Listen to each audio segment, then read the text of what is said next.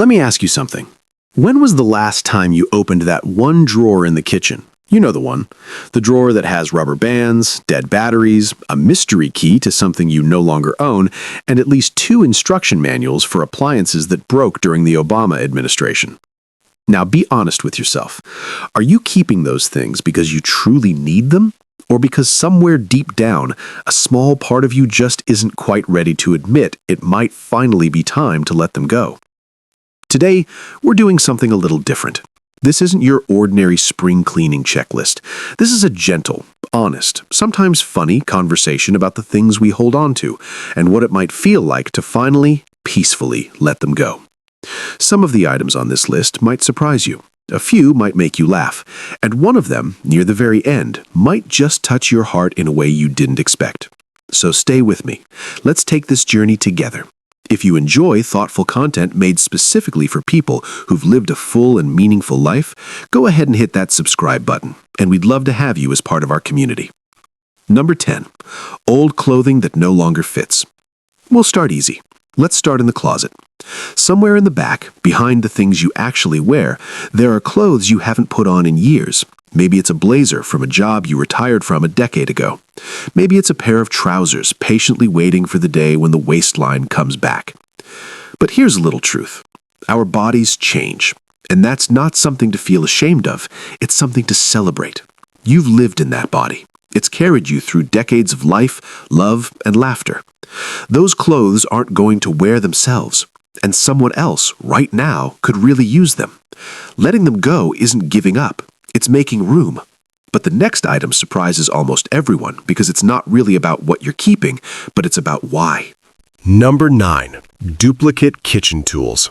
Raise your hand if you have more than one can opener. How about 3 spatulas, 2 colanders, a drawer so full of wooden spoons it could stock a small restaurant? Most of us collected kitchen tools across decades. Some were gifts, some were just in case, some you honestly don't even remember buying. Pick your 2 or 3 favorites, the ones that actually feel right in your hand, and let the rest go. Someone just setting up their first home would be overjoyed to have them. Your kitchen doesn't need to be a museum of every utensil you've ever owned. And number 8, it's something almost every home in America is quietly hiding right now. Number 8. Old paperwork, manuals, and mystery documents. That box labeled important papers, when did you last open it? Some of those documents haven't seen daylight since the last century. There are appliance manuals for microwaves that have been landfill for 20 years. There are insurance papers for a car you traded in during the 90s. Here's what to actually keep. Tax documents from the last 7 years, legal documents, medical records, and active insurance policies. That's the real list. Everything else, shred it, recycle it, and let it go with gratitude for the life it once represented. But number 7 is the one people argue with me about most because it feels so logical to keep it. Number 7. Broken things kept just in case. The lamp that needs rewiring, the clock that stopped ticking, and the chair that wobbles dangerously if anyone over 40 sits in it. We keep broken things because we fully intend to fix them, someday when we have the time or when we find the right person for the job. But here's the honest question. If it's been sitting broken for more than 2 years, is it really getting fixed? Because some things have served their purpose, and there's a quiet kind of grace in releasing them, in saying you were useful, you were loved, and now your chapter in this home is done. There was a man named Patrick, a retired electrician from Ohio. For 30 years, he'd filled his garage with tools, good ones, organized ones, and a workshop he was genuinely proud of. But after he retired, he found he just wasn't going back out there. The garage had quietly become a room full of a life chapter that had already closed. One spring, his daughter convinced him to sort through it. It took 2 full weekends, and at the end, Patrick donated most of his tools to a local trade school, where young apprentices would use them every single day.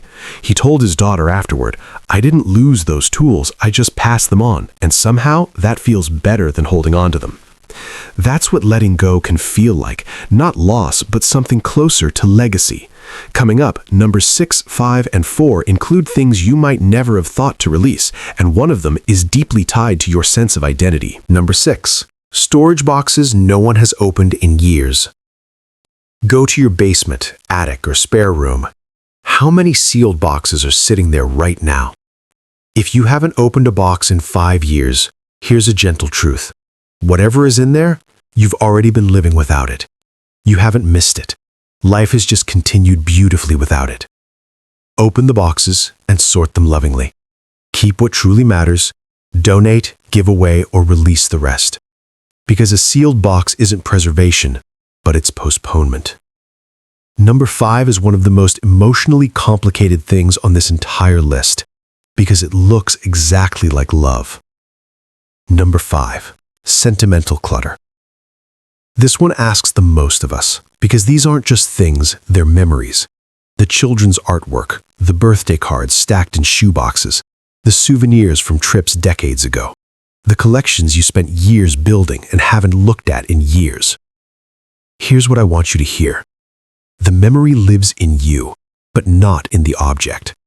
You don't need 40 birthday cards to remember that you were loved, and you already know you were loved. That truth lives in your heart and not in a shoebox. Consider keeping a small, intentional collection of your most meaningful pieces, and for the rest, take a photograph, hold the memory close, and release the object. We'd love to hear from you in the comments. What is the hardest thing you've ever had to let go of in your home? You might be surprised how many others feel exactly the same way. Number 4 might be the most quietly exhausting item on this list, and almost no one ever talks about it. Number 4, things kept out of obligation. Someone gave it to you, and you don't love it. You never loved it, but it sits on your shelf because getting rid of it feels like a betrayal. The vase you never liked, the figurines you display only when the giver visits, and the gifts still in the original box because you simply cannot bring yourself to use them. Here's your permission. You don't have to keep something just because someone gave it to you. Accepting a gift graciously is kindness, but keeping it forever is not required. Your home should reflect you, not everyone who has ever given you something. Number 3 would surprise almost everyone who is watching this video. And number 2, very few people will see it coming. Number 3, old hobbies that no longer bring you joy.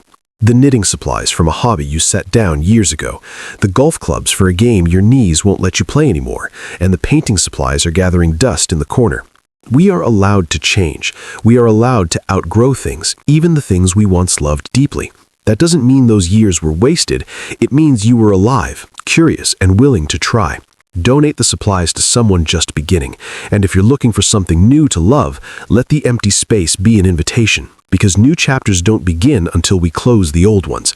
And number 2, this one isn't really about an object at all. Number 2, the guilt of letting things go. Perhaps the most exhausting thing many of us carry isn't stored in a closet or a box, but it's the guilt. The guilt of releasing something a loved one gave you, the guilt of admitting a hobby is done, and the guilt of acknowledging that a chapter of your life has genuinely passed. This guilt keeps people surrounded by things they don't need, in spaces that feel heavy instead of peaceful. Here's what I want to say directly to you. Letting go of an object is not letting go of the love behind it. It's not forgetting, it's not dishonoring, and it is simply choosing to carry the love forward without the weight of the thing, and you are allowed to do that. There was a woman named Eleanor who had lost her husband after 52 years of marriage. For nearly a decade after he passed, she kept everything exactly as it was: his sweaters, his books, and his chair by the window. One spring, her granddaughter gently asked if they could go through some of his belongings together. Eleanor was terrified because she felt that releasing those things meant releasing him. But as they sorted through box after box, laughing at old photos, marveling at his handwriting, sharing stories she hadn't told in years, Eleanor realized something profound. She looked at her granddaughter and said, "I thought he was in these boxes, but he's not. He's in every story I just told you. He's in the way I laugh. He's in how I make his favorite soup every Sunday. But I didn't need the boxes to keep him close. I just never did." The memories were never in the objects, but they were always inside her. And now, the final item. Number 1. This one isn't about clutter at all. The last thing I want to invite you to consider letting go of today isn't something you can hold in your hands. It's the version of yourself you used to be, held so tightly that you can't quite see who you are right now. Maybe it's the identity of the career you retired from. Maybe it's the role of the parent whose children no longer need you in the same way. Maybe it's the version of your body that moved differently, or the home that held a family that has since grown and scattered. So many of us carry these old selves the way we carry old clothes, not because they fit, but because letting them go feels like admitting something final. But here's the truth I hope you'll sit with today. The life you've lived has been remarkable. Every role you played, every chapter you wrote, every person you loved, all of it shaped who you are right now.